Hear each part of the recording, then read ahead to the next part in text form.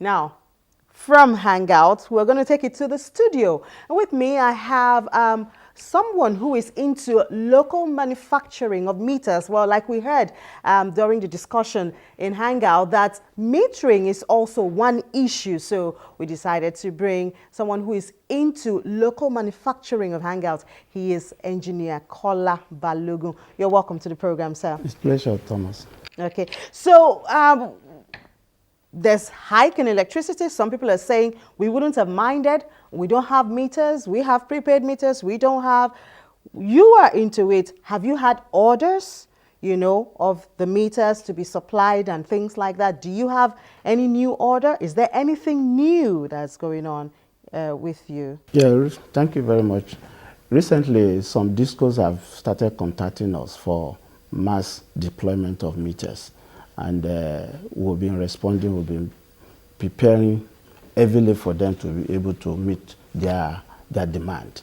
But however, it's just 1 or 2 discos, and we have about 11 discos. So, and we are about 11 manufacturers in the country today. So we are really ready for them whenever they are ready to do the massive rollout. You have enough supply when the demand comes? Yeah, we have enough capacity.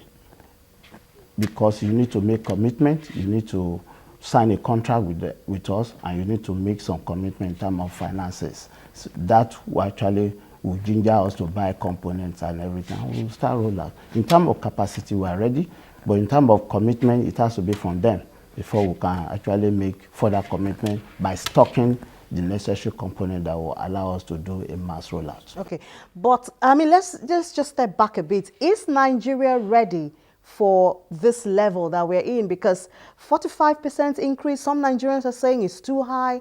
Some are saying could have come, in piecemeals.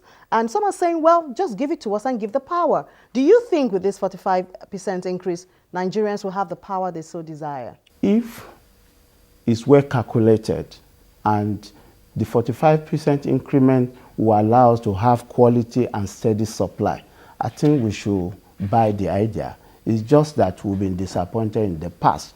In 2012, we had similar increment, but all what they promised could not be fulfilled. But I hope this time around, they've done their homework very well, and the 45% increase will guarantee cost recovery, and we'll be able to have steady supply, maintain all the decay infrastructure, allows consumers to benefit from what they are being paid for. What are the likely challenges that the authorities should look out for to ensure that Nigerians get maximum benefit for their money? Yeah, the challenges is that there's various decay in the infrastructure. The networks are so bad, the substations are so bad, they need to upgrade some of the substations, they need to update all the cablings and every other thing before they even go into mass rollout of smart meter, because some of the discos are talking about smart rollout, but the network has to be ready for smart, because the present situation today does not warrant mass smart rollout. They need a basic meter for us to be able to read the consumer energy from the customer premises. Are you saying there's no standard regulated type of meter? Yeah, there are technical standards, but the uniformity standard is not there. And the fact that there are now a hybrid type of meters that the discos or the regulator needs to go back to the drawing board and come out with a uniform standard for all the discos. The regulator, the sector holders like NEMSA, the Ministry of Power, all of them, we need to sit down in a round table and say, look, this is the type of shape of meter we want to deploy. This is the technology we want to ride on. This is the methodology of deployment that we need to engage ourselves. These are things we need to come together and agree. With that, it gives us a smooth way of rolling out the meters. And equally, we as a manufacturer will be able to stock ahead of time, because a situation whereby you don't know what disco A wants from disco B, and a situation where you don't know what to stock is actually a big challenge for us as a manufacturer. Is it possible for Nigerians to have constant power without this? I mean, you just mentioned the need for stakeholders to meet. Is it possible for Nigerians to have constant power even with the increase in tariff without that meeting holding? Yes, well, it's an ongoing activities. But however, for us to quickly harmonize what we need to do quickly, the stakeholder needs to come in quickly. It's just 1 or 2 days discussion, and we'll be able to have a direction. So the idea of not having constant is not the issue, in as much that the transformer or the distribution substation are equipped enough to accept whatever the transmission or the generation sent to them. Okay, in the short term now, what's the solution to this issue of metering? Is for the disco to come together and say this is the type of meter we want, and we are ready for them as a manufacturer to support them. In terms of capacity, we are ready. We are more than capacity. All right. Thank you so much, Engineer Balogun, for coming on Channels Beam. Thank you, Ine. All right. Well, that's our discussion in the studio. We'll now take some of your messages, the messages you sent on our various social media platforms, and also the 5 most watched videos of the past week.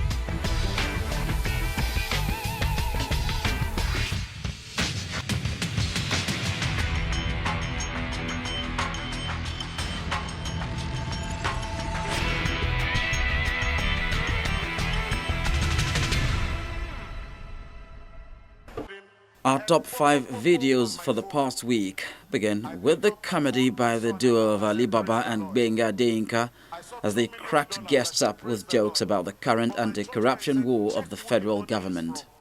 And you know these phone messages, you don't see the name full. I just saw DA. I said, oh, maybe it's from David. Until I checked my email and I saw. All right, so we're going to take the next.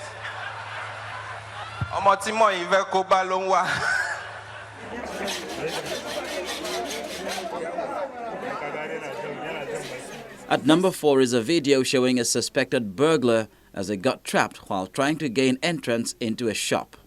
As I was entering the shop, I saw one young man, very vibrant young man, hanging in between my burglary. He says his head was hanging there. And I asked him, what are you doing here? He now say I should come and help him. He's even pleading that I should come and help him out of this place. He will explain. Get out of this place. Leave it right there. Leave it. I'll wear it. The drama that ensued at the Federal High Court as the self-acclaimed leader of the pro-Biafra protesters, Nnamdi Kanu, refused to allow the prison officer to take off his handcuffs, comes in at number 3.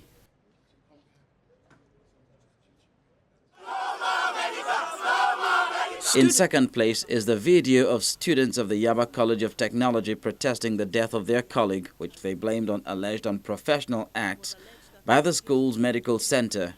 They took her to FMC or what, I don't know. I don't know what they were saying, that they refused to attend to her because of money, that they needed 5,000 naira before they can attend to her. No drug is given by the school medical. You have to go and buy. You need to see the stress that was passed through. We are the one that went to get injections, drugs, in fact, drip, that was given to Dazan charity. We want them to either pull down the medical center inside the school and there is no more medical center, or they prop the school and let them get the full equipment. But what would you like them to do to them? Yeah, that has happened. And I think I would like to beg federal government, the people that train them in army school, should inculcate them, tell them that this is not what they ask them to go out and do. Topping the chart is the victim of alleged cadet brutality as he recounts his ordeal. It's a wrap on the show, but not on the discussion. Let's continue on our various social media platforms. Thank you for watching. I'm Amy Thompson.